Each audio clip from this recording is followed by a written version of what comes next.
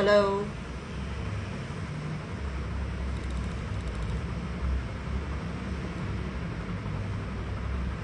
Hi.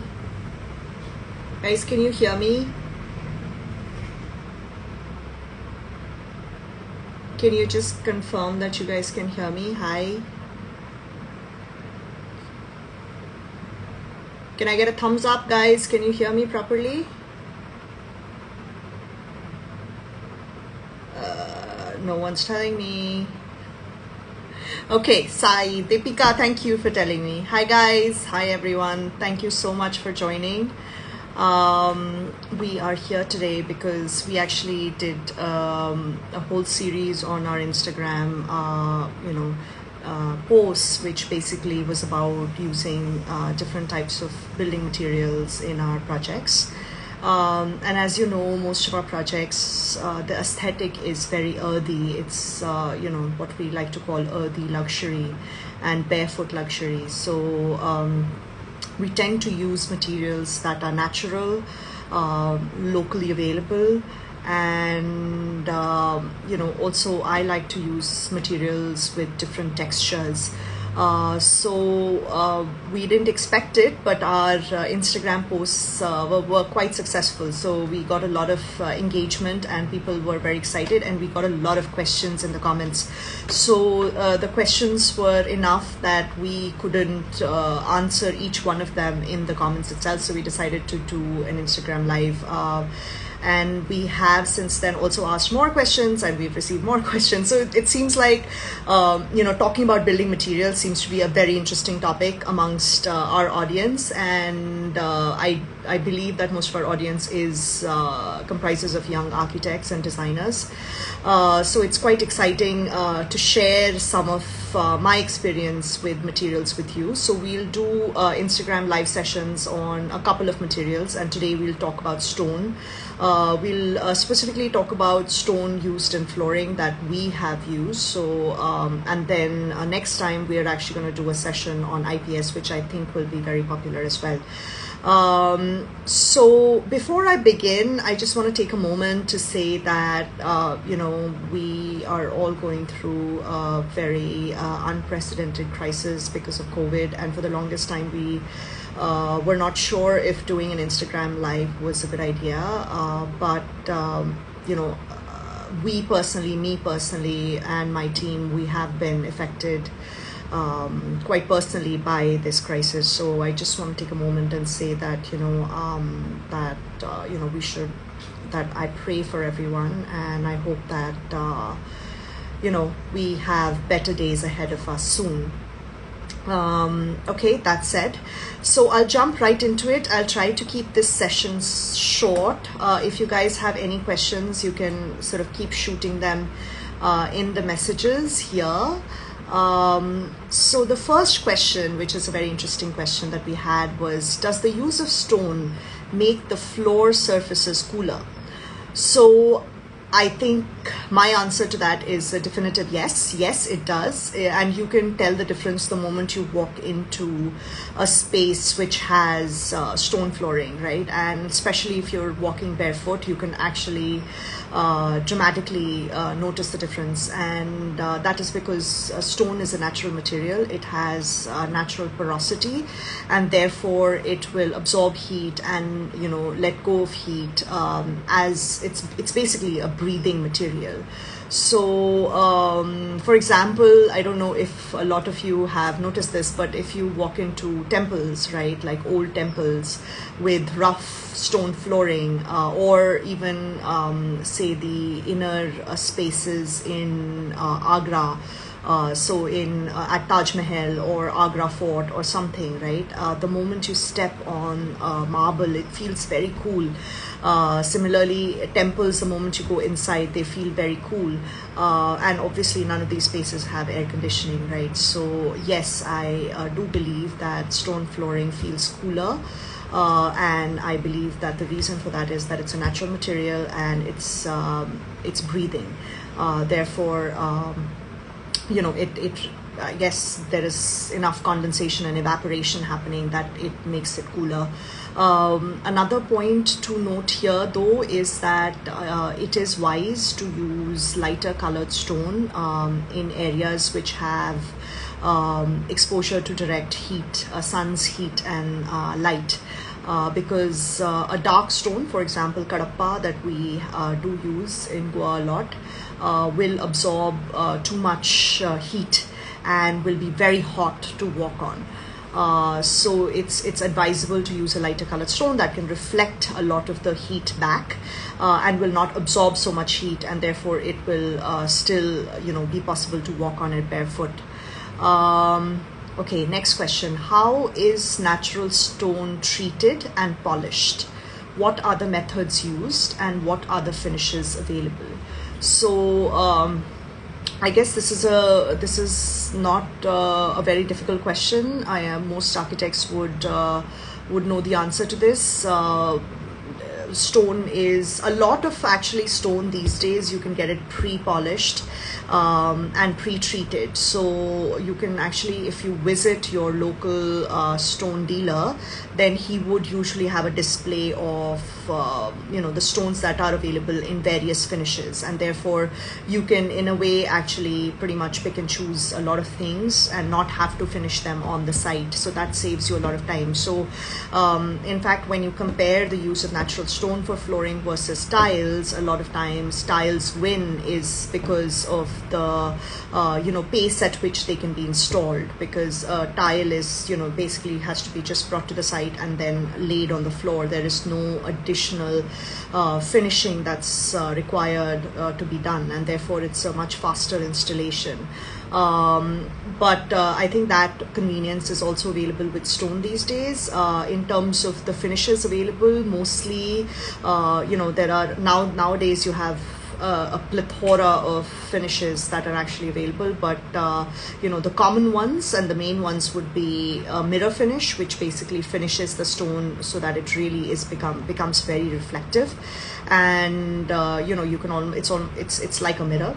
And the other one is a textured finish, and there are various textures that are available, but the most common one is like a leather finish, which is sometimes called a river finish, which basically is a very kind of like it's a rough texture, but it's still not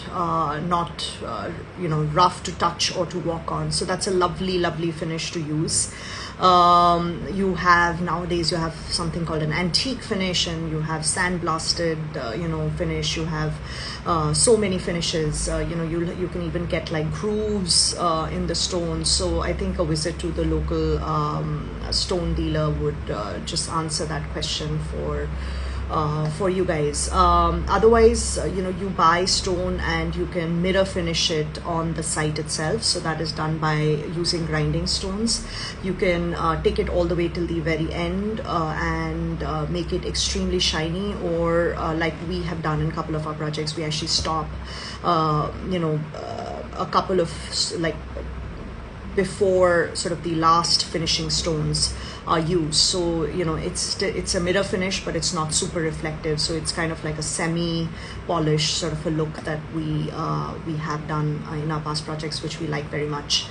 Also here, let me just go into the names of the stones that you guys will see when you look at our project photographs. So we've used a lot of Kota stone, which is actually not local to Goa or to the Maharashtra region where we have been building. Kota stone obviously comes from Rajasthan, but we really like to use the stone for a few reasons. First of all, it's a very hard stone, so it's very durable, and relatively it doesn't stain. So it's a very hardy material that doesn't spoil easily, and also requires less maintenance. So I think it's a very I like that stone because of its durability, and the low maintenance requirement, because a lot of homes we are building are vacation homes, and you don't want to use something that is that requires a lot of maintenance.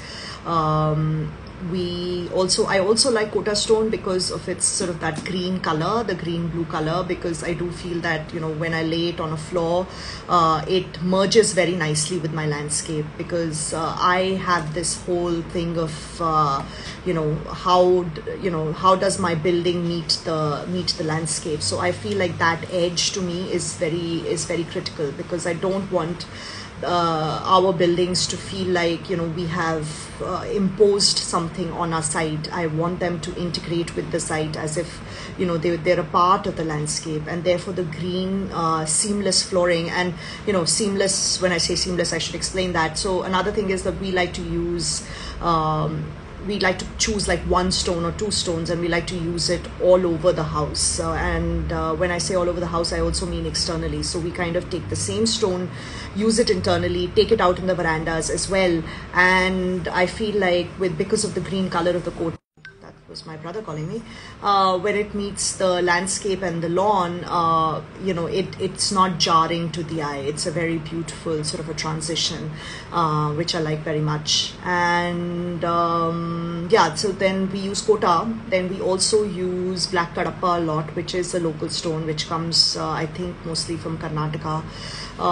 The first time I saw Black Kadapa being used was at this very famous building called the Golkund you know, building in Pondicherry. And if all of you don't know about that building, then please Google it. And if you are close to Pondicherry, then, or if you ever get a chance to visit, please try to visit that building. I know it's not open for visitors, but that building can change your life when it comes to you know, practicing architecture. But you know, I won't go too much into detail about that building, but let me just talk about the floor in that building. It's a seamless Black Kadapa floor, and it's so beautiful. And when you walk on it, it feels cool. You know, and it's not overly polished. I think that's because of the number of years that it's existed, but it's just a lovely you know, cooling, calming sort of a floor finish. So I love Kadapa. We have used it several times in its mirror finish, as well as its rough finish and its river finish, and we like that very much. It's again a dark colored stone, so it is you know, not maybe the best stone to use externally, but otherwise it works beautifully with the kind of landscape, the kind of architecture that we practice. Nimish is asking me the building name again. The building name again is the Golkund building in Pondicherry. And okay, then we use a lot of yellow Jaisalmer. We love yellow Jaisalmer, especially I think for bedrooms. I just love the warm glow that yellow Jaisalmer has. It comes from Rajasthan. Again, it's not local to Goa and Maharashtra, which is where we build, but you know, I still love it, and we use it extensively. You must have seen some photographs. I love you know, the way it glows when light falls on it, and you know, the feeling that it gives you when you walk on it. It's a beautiful stone to use.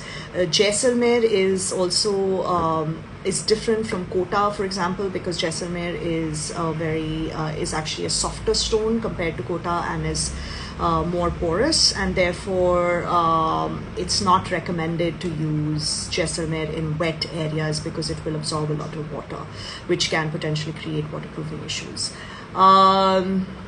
We also like to use Shahbad and Tandoor, which are again local stones.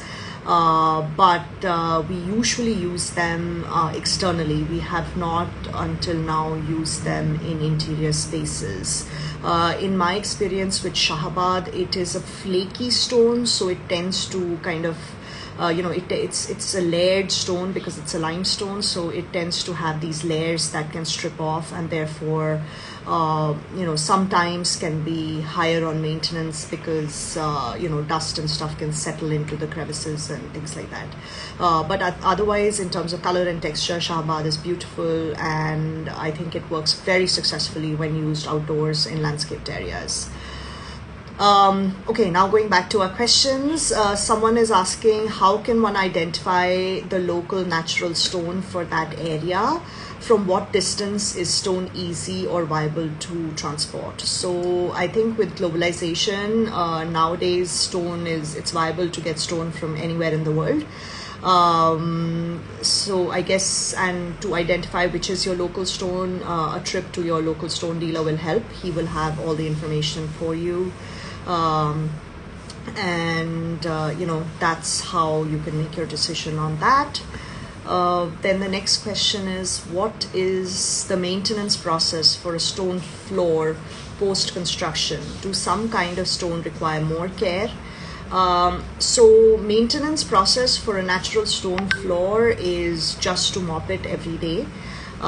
We don't we've never done anything else. Initially you may think that your furniture may actually scratch your floor while moving in, and there are potential problems like that, and to solve that you pretty much have to polish the stone floor one more time. I think it's important not to drop acidic things on the stone flooring, because that tends to decolor the floor. So that is something you have to be careful about. I believe you shouldn't use something like a bleach for cleaning. Sometimes someone may decide to use bleach for cleaning. I think that is also that is not a good idea, because that tends to also decolor the floor. What's the second part to this? Do some kind of stone require more care? So yes, for example, marble will require a lot more care. So marble, especially Indian marble, is a beautiful stone, but it tends to yellow over time, which is also true with the beautiful pink marble that we get in India. But it does tend to yellow over time. So I would say that it's better to use marble in places which doesn't have direct sun exposure. And also I would say that don't use it for areas with a lot of I'm talking about Indian marble. Don't use it for areas with a lot of heavy foot traffic. Next, is a sealant used for stone flooring? Is wax polish a reliable sealant? Yes, so we polish our stone flooring with wax, and that works very well. The wax will not stay for a long time, but it's a good finishing sort of a material. We have experimented with an epoxy based sealant as well, but I do feel that doing something simple like a wax is a good idea, because you do want, and especially in a high humidity area like Goa, you want your flooring to continue to breathe. So you don't want to seal it in a way that it traps moisture. Can natural stone work as a door frame and a wall cladding as well? Yes, of course it can, and you must have seen it many times when especially a lot of stone is used to do door frames for doors, for wet areas. And the reason for that is, I think all of you should go and look at your door frame in your bathrooms. What tends to happen is that the bottom part of that door frame starts to rot, because we in India do wash our bathrooms, and there is just a lot of water logging that happens at that bottom part of the door frames, and therefore they begin to rot. So an easy solution for that is to use stone frames rather than wood frames for wet areas. Of course you can do cladding with natural stone as well, there is no problem. It is heavy, so you'll have to think about how you're joining it for cladding, and also the size of the stone that you're using. Okay, next question. What stone is best suited for utility areas, terraces and balconies? What stone is best suited for driveways? Okay, so utility areas, terraces and balconies, Kota works beautifully for utility areas, because it's again a very durable stone, requires very low maintenance. It's something that can be used for in a very sort of a rough and tough sort of a use area like the utility terrace and balcony. It's easy to clean. And it won't stain very easily. So in terms of your leaves and things like that in terraces and balconies, which after the rains can rot and therefore can stain the floor. So Kota, I think, would be a very good option for driveways. Okay, now this is interesting, because if you guys go to our Instagram post, you will see actually a post about paving with stone, where we've specifically talked about what we've done for driveways. So guys, we are big believers in green buildings and buildings so that you are minimizing your footprint on the environment. So that's not just talk for us. Therefore, whenever we're doing anything externally, whenever we're doing external paving, we want to do a paving which allows for most of the rainwater that falls on the ground to be percolated back into the earth. It is something that is very, very simple as a concept, but somehow it's just completely not practiced, especially in cities. But you will also see the same practices in rural and semi-rural areas. And I'm not talking about, I am talking about sort of these luxury segment, homes and buildings that are coming up, where, they just believe that everything should be concrete. Please try to, learn that this is not, this has no benefits. So doing a solid cement driveway or external areas has no benefits to you. Okay, there are many alternative ways in which you can do external paving, which will allow for 100% percolation back into the ground, and it will be as hardy, as maintenance free, and as durable as a cement floor. So externally, just say no to solid cement flooring. We have done some really amazing things, or we've tried. I shouldn't call my own work amazing, but I love that we constantly try. So we have tried to do several or we've tried to employ several materials and patterns in which we've created external flooring that allows for a lot of percolation. So again, go to our Instagram posts and see some of the photographs. But just to tell you, one of the things we do is, one of the ways to create a permeable external surface, is to ram the earth and just lay large pieces of stone on it. So this is a really good way to create pathways, walking pathways, and also to create flooring for external courtyards. For driveways, we have done, we wanted to use rough aggregate, which is just broken stone, as our driveway, which actually has been done many times before. But one of the sort of innovations that we have done is that what we realized was that a lot of times as cars roll in and cars roll out, the aggregate would just kind of move in and out of the driveway with the tire of the cars. So what we do now is we create a grid using laterite stone, which is a local stone in Goa, and then we infill in between the grid with the gray stone aggregate. So again, the entire flooring is such that it can absorb water. You can create beautiful patterns using these sort of simple techniques. And there is no kichad, there is no there are the maintenance issues that a lot of people will talk about. They actually don't exist. So as long as you are careful about making sure that your water is draining away, that your slopes on your site are managed in a way that the water is not congregating in a particular area, then you will not have these problems. So doing a cement external flooring doesn't solve these problems. I wanted to say something here as well, which now I'm blanking out, but I guess it'll come back to me. Okay, I'll take the next question, which I think we'll keep as our last question, and then we'll go through some of the questions here in the comment box. So if you guys have any questions, you can write it now, and I'll try to take a couple of them. Is stone quarrying a sustainable practice? Of course it isn't. So if you're taking away anything from the earth, it is, to a large extent, it's obviously not sustainable, right? So that's where our practice of reuse and recycle can really come into play. Also reduce. So, the three sort of basic principles of sustainability are reduce, recycle, and reuse. So I think all three can help us in reducing the use of new material, right? That is sort of the virgin material that's newly taken out from the earth. And when I say that, I'm talking about natural materials. But it also, if we are reducing our use, recycling and reusing material, then we're also, even for manufactured material, whenever any material is manufactured, there is a lot of energy that's used, and there's a lot of waste that, sorry guys, again, sorry, I am not the best at this.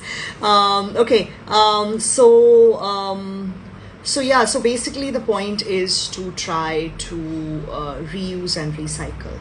It's not the easiest thing to do, right? It sounds really classy and, whatever, like very fancy, but it's not the easiest thing to do, because I think that our industry is not set up for reduce and recycle. So there are many hurdles that one has to cross, and at some point as an architect you just feel like it's not worth your time, and it isn't. Like, we also, we're not perfect. We give up many times at many steps because of cost overages and because of just the sheer amount of brain space that is required to constantly keep persisting on an idea, even though it's not it's not easy to execute.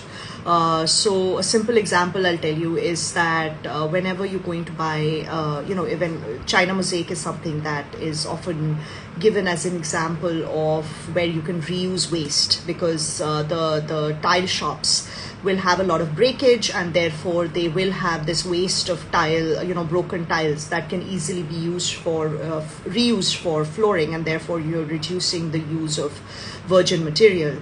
But the problem there is that the tile shops will just have a mountain somewhere of all their broken tiles. So that will basically mean that it's a mix of all the tiles that they have. So it'll have all the colors, all the prints, like all of it together in a mountain, right? And they will probably let you take it for free, but that may not work with your design, right? So that may not work with your aesthetic. You can use it for areas like your terraces, where if for your service areas and terraces where no one is going there, but for your living spaces you really can't. So that becomes a problem. So a lot of times you end up having to buy new tiles and break them, even if you were doing China Mosaic somewhere. So all I'm saying is that try to reuse and recycle as much as you can.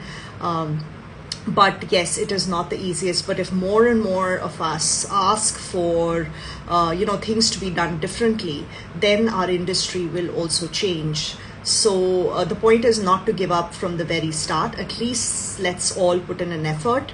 And then if we kind of get tired and we don't have the resources to kind of persist, then that's fine, let's give up. But the more questions we ask, the more these practices will become more commonplace. And I will go back to my earlier thought that I thought that that sort of slipped my mind. But for the driveway, I was going to say that a very good material to use is the paver tiles. So paver tiles is concrete paver tiles that you get are actually laid on rammed earth and sand. So again, they are permeable in terms of allowing the rainwater to percolate. So that's a very good material to use. You also get paver tiles that are hollow. So you can actually grow grass through them. So that increases your rate of percolation, and that also increases the air, reduces the cement, the area of concrete that's exposed to the sun's heat, and therefore helps in keeping the space cooler, and your microclimate sort of cooler. Okay, now I'm gonna try to do some questions here. 1 second. Sorry, no, I don't want to comment.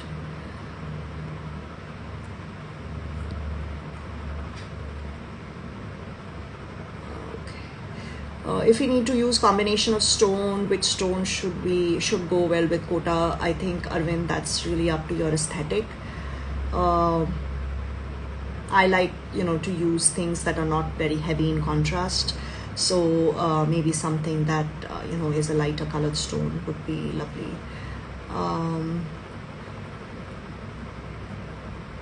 What flooring is suitable for a heavy rainfall area? Externally or internally? I think that is a question. Externally, obviously you should try to use something that's textured, otherwise it'll become very slippery. For pool side, which stone is advisable? I think you can use any stone. Again, try not to use a darker colored stone. How do we deal with marks on Kadapa due to continuous circulation? I don't think that I don't know what kind of marks you're talking about, but when the floor is newly waxed and people walk on it, then it tends to leave a lot of footprints. But over time, as you just keep mopping the floor, the floor tends to just become even out basically. Concrete cement floors, we are going to do a session on that next Friday at the same time, so that's 11:30. So yes, we'll answer all your questions on that next Friday. Can we use black granite for cladding? Absolutely. Black granite is really beautiful. It would work and look really beautiful. Will black granite fade or expand contract due to the climate in India? I don't think so. I mean, granite is quarried locally in in the south of India, so I don't think that it's not a local. I mean, it's definitely not something that's imported into India. It's a local stone, and if you're using it where there is a lot of heat exposure, then you may want to just leave some gaps in between your stone slabs so that it can expand and contract and there is space for it. Does laterite walkways harden with time? Yeah, I think any kind of external walkway, once you're walking on it and using it, the stones will basically find their footing and just kind of become more stable. Laterite as a stone itself hardens over time, yes. What is good permeable paving material for a farmhouse driveway with a high gradient? Won't stone slab placed over the driveway? Yeah, so I think we can, here you guys can think about the concrete pavers. I think that would be a lovely option, and as I said, hollow pavers would be absolutely wonderful. If it's not a driveway, if it's a walkway in the landscape, you can even consider terracing your walkway. Can Kota be combined with other stones for living area? Yes, it can be. Anjali is asking what's a good driveway material. I think we've talked about that at length. How do you deal with the huge plot for landscaping when it feels overwhelming to fill the plot with plants? So basically you're saying to fill the plot with plants. Let me say here, Jovita and everyone else, please look up something called the Miyawaki method of creating forests, and there is a lovely organization called A-Forest which is based in Bangalore that actually practices this. So this is a way to create urban forests, and if you have a large plot, you can actually use that method to create this urban forest, which is a dense forest which doesn't require any maintenance after 3 or 5 years, I think. And it is lovely because it uses all local species and it creates a lovely habitat for your biodiversity. So if you have the luxury of having a large plot, please consider that. You can also consider some portion of your plot for farming. Look for areas that get direct sunlight, and those could be beautiful spots for growing something for yourself, which can be local and very, very fresh.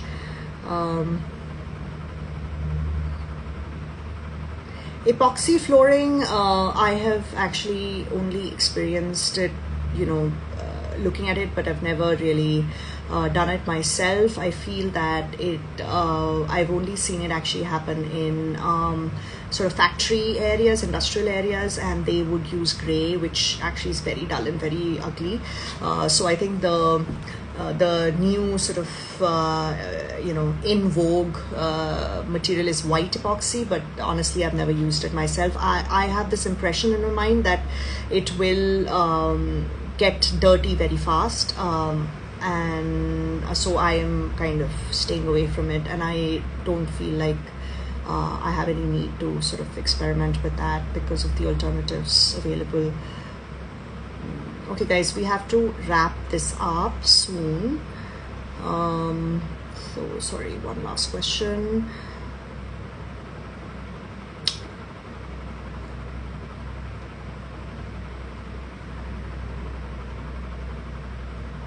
Okay, so I think the last question is that, is it cheaper or expensive than basic marble and concrete flooring? It all depends on the type of stone that you use, because stone, depending on where it's from and all of that, the price range can be very varied. Okay, thank you guys. We ran for 35 minutes. I wanted to do it just for 15 to 20 minutes, but I hope that we've been able to answer some questions. These questions are quite basic. We're not going into technical sort of construction details or anything like that, but considering that there were so many of you who were interested, I hope that some of this was helpful. Continue to please leave us your comments, send us I guess comments are better than DMs, but yeah, if you can just leave comments on our posts, then we'll try to respond to them. I very much enjoy doing these live sessions, so if you guys have ideas on other sessions, please send us. As I said, next week Friday at 11:30 we will do a session, similar session on IPS. So Roshni, who works on my team, who's amazing, will actually be I guess running a story, asking for more questions. So please ask for questions, and if you have other friends and architect colleagues who may be interested, then please spread the word. Okay, lovely. Thanks a lot. Bye.